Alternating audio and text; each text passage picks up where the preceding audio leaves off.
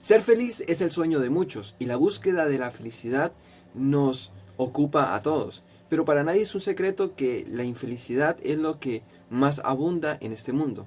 Para poder entender cómo ser felices, según la palabra de Dios, debemos tener en cuenta que la palabra bienaventurados también podría haberse traducido como felices. Es decir, cuando encontramos la palabra bienaventurados significa felices. La palabra bienaventurado significa feliz. Entonces veamos qué dice la Biblia acerca de la felicidad. Bienaventurados los pobres de espíritu, porque de ellos es el reino de los cielos. Bienaventurados aquellos que lloran, porque ellos serán consolados. Bienaventurados los mansos, porque ellos heredarán la tierra.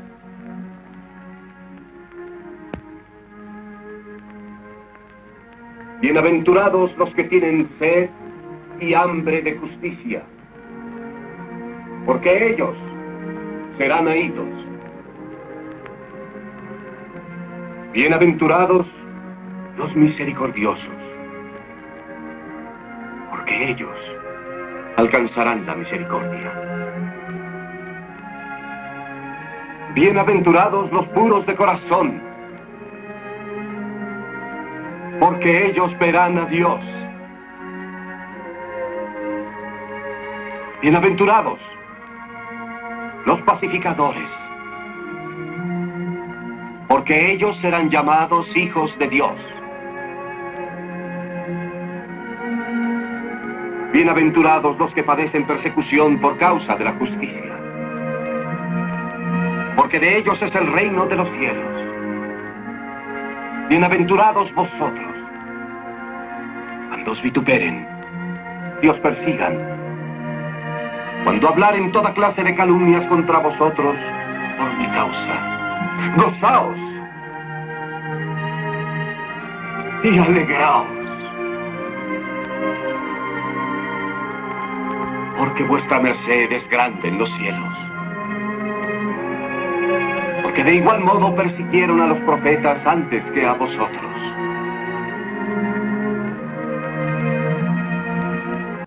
Ahora bien, debemos tener en cuenta que Jesús no dijo nada nuevo. Jesús siempre está explicando lo que ya fue dicho en el Antiguo Testamento, lo que ya fue dicho por Moisés y los profetas. Entonces, es fácil encontrar las referencias de las bienaventuranzas. Por ejemplo, cuando dice, bienaventurados los pobres en espíritu, porque de ellos es el reino de los cielos, es una referencia a Proverbios 16, del 18 al 9, donde dice, antes del quebrantamiento es la soberbia, y antes de la caída la altivez de espíritu. Mejor es humillar el espíritu con los humildes que repartir despojos con los soberbios. O también lo podemos ver en Salmos 51, del 16 al 17, donde dice, tú no deseas sacrificios, de lo contrario te ofrecería uno. Tampoco quieres una ofrenda quemada. El sacrificio que sí deseas es un espíritu quebrantado. Tú no rechazarás un corazón arrepentido y quebrantado, oh Dios. Que también podría ser una referencia a donde dice, bienaventurados los que lloran, porque ellos serán consolados. Podría seguir así versículo a versículo demostrando que Jesús está citando el Antiguo Testamento y lo está explicando. Pero quiero enfocarme en la siguiente parte, donde dice, bienaventurados los que tienen hambre y sed de justicia, porque ellos serán saciados. Este versículo es una referencia al Salmo 1.1, que dice, bienaventurado el varón que no anduvo en consejo de malos, ni estuvo en camino de pecadores, ni en silla de escarnecedores se ha sentado, sino que en la ley de Jehová está su delicia, y en su ley medita de día y de noche. Aquí vemos que el rey David está describiendo una persona que tiene hambre y sed de justicia. Justicia siempre se refiere a la ley de Dios. ¿Por qué? Porque allí es donde encontramos lo que es justo y lo que es injusto. Y dice el rey David que la persona que está hambrienta y buscando la ley de Dios de día y de noche, será feliz. ¿Por qué? Porque será como árbol plantado junto a corrientes de aguas, que da fruto a su tiempo y su hoja no cae, y todo lo que hace prosperará. Pero Jesús también dice, Bienaventurados los que padecen persecución por causa de la justicia, o sea, por causa de la ley de Dios, porque de ellos es el reino de los cielos. Bienaventurados sois cuando por mi causa os vituperen y os persigan, y digan toda clase de mal contra vosotros mintiendo. Gozaos y alegraos porque vuestro galardón es grande en los cielos, porque así persiguieron a los profetas que fueron antes que vosotros. Y yo quiero ilustrar lo que significa esto. ¿Por qué? Porque siempre vemos a los cristianos sufriendo por Jesús. Pero ¿por qué sufrían por Jesús? Sufrían por Jesús porque seguían los mandamientos de Dios. Y a los gobiernos no les convienen las personas que creen en la ley de Dios. ¿Por qué? Porque cada gobierno tiene sus leyes y muchas de las leyes de Dios contradicen las leyes de los gobiernos. Y por tanto son enemigos del Estado. Un claro ejemplo de personas siguiendo los mandamientos de Dios y siendo enemigos del Estado lo encontramos cuando el imperio griego conquistó Jerusalén. Y dentro de toda esa guerra y toda esa matanza encontramos la historia de una mujer con sus hijos, que la leemos en Segunda de Macabeos. Pero quiero ilustrarles un poco más. Los griegos, querían imponer la helenización, es decir, querían que todos creyeran en los dioses griegos y siguieran sus costumbres. Y aquí vemos que ellos están intentando hacer que los judíos sigan las leyes de los griegos y que dejen de lado las leyes que Dios les dio. Así que vamos con la historia. Y lo que vamos a leer es fuerte. Y muchos se preguntarán, ¿por qué Dios permitió eso? ¿Cómo es posible que un Dios de amor haya permitido que eso pasara? Y es que, como ellos mismos dicen en la historia, todo esto les está ocurriendo porque ellos rompieron los mandamientos de Dios y Dios les está dando su justo castigo. Ahora ellos arrepentidos, es decir, arrepentimiento significa volver a las leyes de Dios, hacer las cosas como Dios dijo que las hiciera. Entonces ellos en arrepentimiento enfrentan este momento. Y aquí les va la historia. En Segunda de Macabeos 7 leemos: también arrestaron a 7 hermanos con su madre. El rey quiso obligarlos haciéndolos azotar con nervios de buey a que comiesen carne de cerdo, prohibido por la ley. Uno de ellos, hablando en nombre de todos, dijo: ¿qué quieres preguntarnos y saber? Estamos prontos a morir antes que quebrantar la ley de nuestros antepasados. El rey se enfureció e hizo poner al fuego ollas y sartenes. Cuando estuvieron ardientes, ordenó que le cortaran la lengua al que había hablado en nombre de todos. Le arrancaron la piel de la cabeza y le cortaron los pies y manos a la vista de sus hermanos y de su madre. Cuando estuvo completamente mutilado, el rey ordenó que, estando todavía vivo, lo acercaran al fuego y lo echaran en una sartén. Mientras el vapor de la sartén se esparcía a lo lejos, los otros se daban valor mutuamente, y con la madre para morir con valentía. Y decían: el Señor Dios todo lo ve, y en realidad tiene compasión de nosotros, tal como lo anunció Moisés en su cántico. En él dice claramente: el Señor tendrá piedad de sus servidores. Cuando el primero dejó de este modo la vida, trajeron al suplicio al segundo. Después de haberle arrancado la piel de la cabeza con los cabellos, le preguntaron: ¿qué prefieres? ¿Comer carne de cerdo o ser torturado en todo tu cuerpo? Él contestó en la lengua de sus padres: no comeré. Por lo cual fue también sometido a la tortura.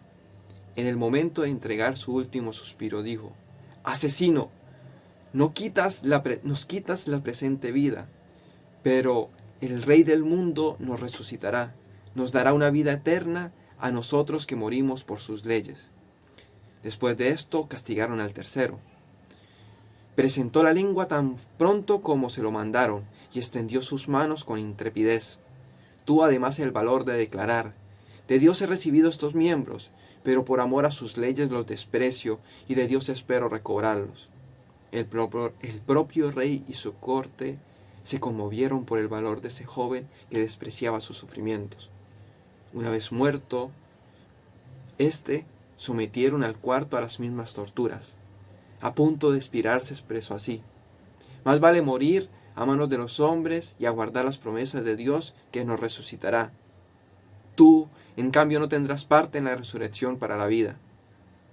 Trajeron enseguida al quinto y lo torturaron. Pero él, fijando los ojos en el rey, le decía: aunque mortal, tienes la autoridad sobre los hombres y haces lo que quieres. Sin embargo, no pienses que nuestra raza esté abandonada por Dios.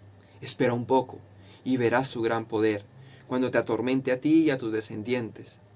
Después de este trajeron al sexto, que dijo a punto de morir: no te equivoques, en verdad es por causa de nosotros mismos que sufrimos todo esto, porque pecamos en contra de nuestro propio Dios.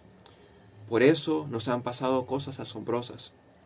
Pero tú no te imagines que vas a quedar impune después de haber hecho la guerra a Dios. Ahora, presten atención aquí. En medio de esta cruel historia está la descripción de la verdadera felicidad. La felicidad de un cristiano, que es resistir hasta el final.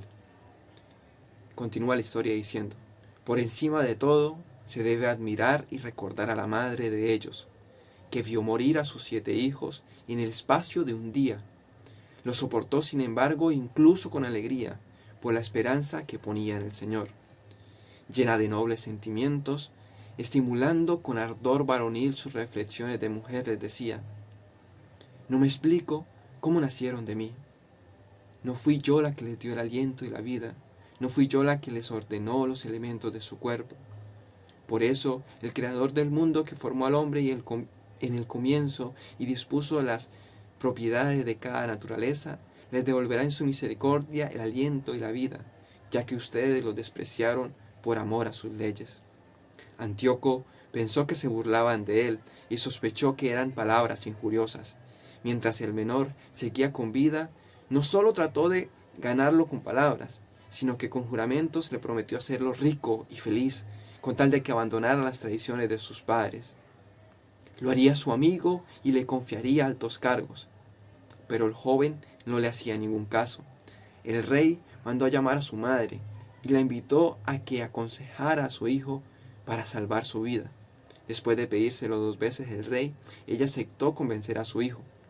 Se inclinó sobre él y, burlándose del cruel tirano, le dijo en su lengua patria: hijo mío, ten compasión de mí, que durante 9 meses te llevé en mi seno y te he amamantado durante 3 años.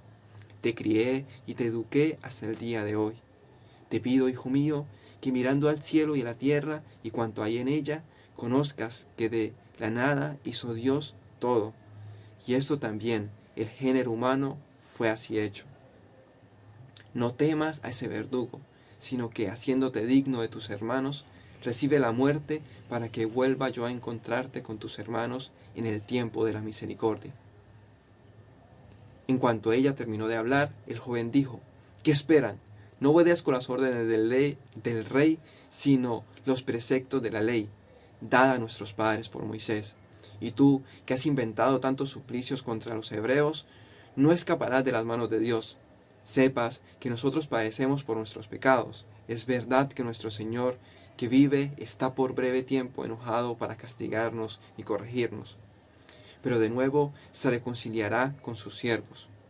Y tú, el más criminal e impío de los hombres, no te pongas orgulloso ni te dejes arrastrar por tus vanas esperanzas. No levantes tus manos contra los hijos del cielo, porque todavía no has escapado del juicio de Dios, que todo lo puede y que todo lo ve. Ahora mis hermanos han terminado de sufrir un breve tormento por una vida que no se agotará. Están ahora en la amistad de Dios. Tú, en cambio, sufrirás las penas merecidas por tu soberbia. Yo con mis hermanos entrego mi cuerpo y mi vida por las leyes de mis padres, invocando a Dios para que pronto se apiade de nuestra raza. Y tú, con tormentos y azotes, llegues a confesar que Él es el único Dios, y que en mí y en mis hermanos se detenga la cólera del Todopoderoso, que justamente descarga sobre nuestra raza. Muy enojado, el rey se enfureció contra éste más que contra los otros. Muy molesto por sus sarcásticas burlas, así murió también éste, sin mancha, plenamente confiado en Dios. Después de todos sus hijos, murió también la madre. todo lo dicho sea bastante para tener noticias de lo acontecido en torno a los sacrificios paganos y de los suplicios que superaron toda imaginación. La verdadera felicidad está en ser como la madre de estos niños. Cuando seas padre y tengas hijos y veas a tus hijos que no se desvían de los caminos de Dios, sino que andan por sus rectas sendas, entonces sabrás que Dios te hizo bienaventurado. De historias como la que les acabo de leer está llena la Biblia. Son muy poco leídas, son muy poco compartidas, pero de eso trata el seguir a Dios. De hecho, la persona que tradujo la Biblia fue quemada viva y dice que cantaba cánticos de alabanza mientras de su cuerpo chorreaba grasa que hacía que las llamas ardieran con más fuerza. Ser cristiano es algo difícil y te habrás dado cuenta ahora con todo este movimiento que hace ver el pecado como si fuera algo bueno. La fidelidad no es bien vista, no es bien visto la honestidad. Y si tú predicas las leyes de Dios, seguramente te acusen de racista, xenófobo, homofóbico y un montón de insultos más que se están poniendo de moda. Imagínense salir por la calle diciendo que los adúlteros deben morir. ¿Cuántos adúlteros hay? Todos ellos te odiarán. Pero eso es parte de ser cristiano. Decir que eso es lo justo, aunque no existan leyes para eso. Pero las habían. Si retrocedemos a hace 70 años, en muchos países del mundo era permitido la pena de muerte por adulterio. Era permitida la pena de muerte para los violadores y hasta para los homosexuales. La gente de otro tiempo era mucho más valiente y mucho más guerrera, así como la historia de estos niños.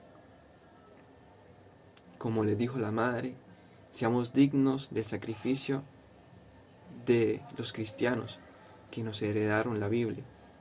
Leámosla y practiquémosla, y defendámosla a una costa de nuestra vida. Porque no tenemos nada para darle a Dios más que un corazón arrepentido. Y el arrepentimiento significa volver a las sendas de Dios. Te dejo con la bendición arónica que dice: que Jehová te bendiga y te guarde, que Jehová haga resplandecer su rostro sobre ti y tenga de ti misericordia, que Jehová alce sobre ti su rostro y ponga en ti paz.